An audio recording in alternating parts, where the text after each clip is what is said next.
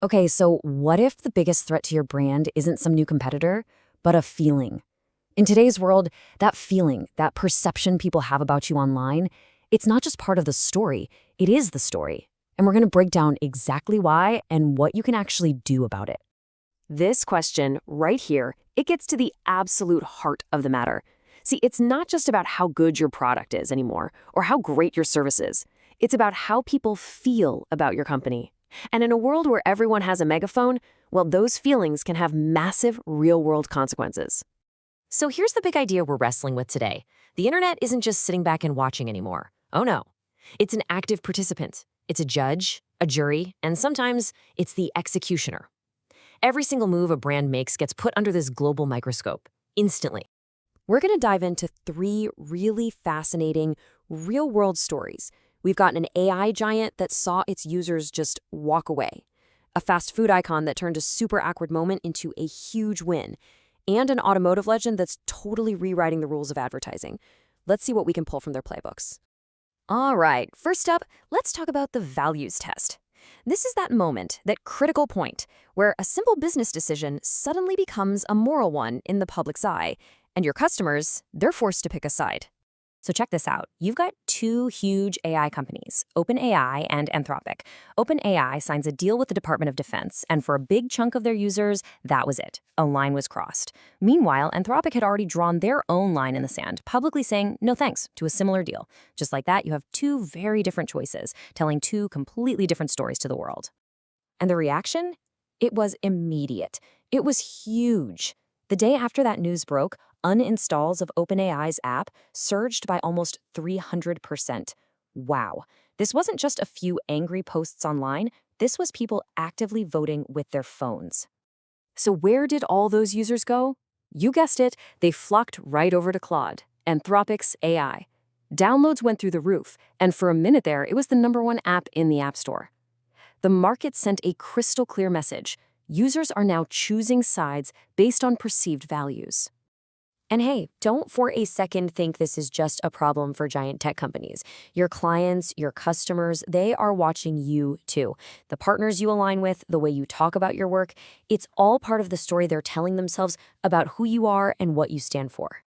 But what happens when the internet's judgment isn't angry but just, kind of weird?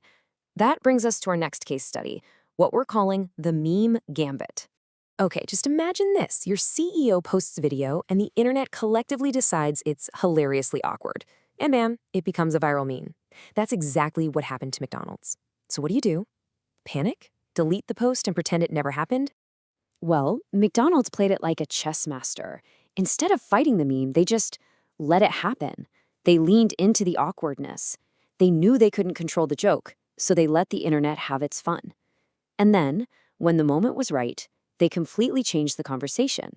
They launched this brilliant campaign called First Job Confessional. They totally flipped the script.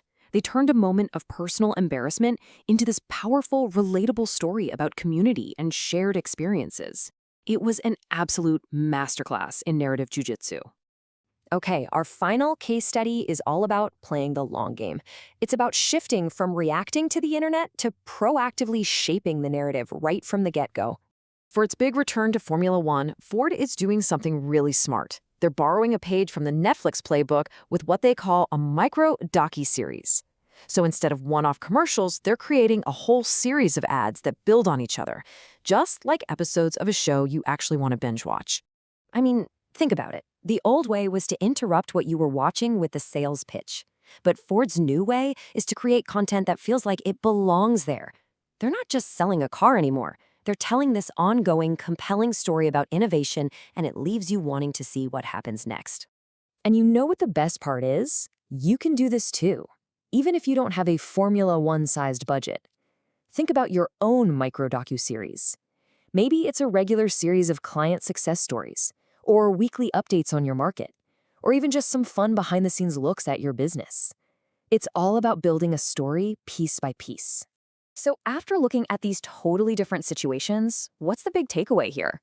How do you actually navigate this wild new world of brand perception? Here's the truth. You can't control the internet. You just can't. You can't stop a meme from happening. But what you can control is your story. That's the one powerful thread connecting OpenAI, McDonald's, and Ford. It all comes down to being consistent, being clear about your values, and being committed to your narrative. And as you're building that story, there are two more really important things to keep in your back pocket. First, a recent Supreme Court ruling reminds us that AI is an amazing tool, but it's not a creator. Your human creativity, that's what has real value. And second, with all the drama around major platforms lately, please don't put all your eggs in one basket. Tell your story in a bunch of different places. At the end of the day, it really just boils down to this. Focus your energy on the things you can actually control. Your consistency, your values, your storytelling. The internet's reaction, the next viral meme, a platform going down, that's all just noise. Tune it out and focus on what really, truly matters. Which leaves us with one final and, I think, crucial question to ask yourself. In this new reality, is your story being told by you, or is it being told for you? The choice really is yours.